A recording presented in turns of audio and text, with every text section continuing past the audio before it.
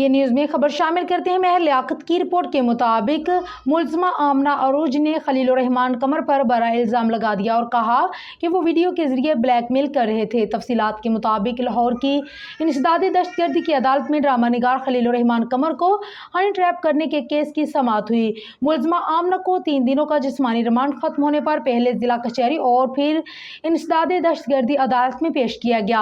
आमना अरूज ने समाअत के दौरान इल्ज़ाम लगाया कि खलीलुर रहमान उन्हें ताल्लुकात कायम करने के लिए ब्लैकमेल कर रहे थे। मुलज़मा का कहना था कि ड्रामा नगार ने वीडियो के जरिए ब्लैकमेल किया और लालच दिया कि उन्हें अदाकारी और मॉडलिंग में मुकाम दिलाएंगे। दौरान समाअत पुलिस ने तफ्तीश के लिए मजीद जिस्मानी रिमांड मांगा और कहा मुलज़मा का मोबाइल बरामद करना है, जिस पर पुलिस की दरख्वास्त मंजूर करते हुए आमना अरूज का 4 दिनों का जिस्मानी रिमांड दे दिया गया और मुलज़मा को दोबारा 30 जुलाई को पेश करने की हदायत की गई।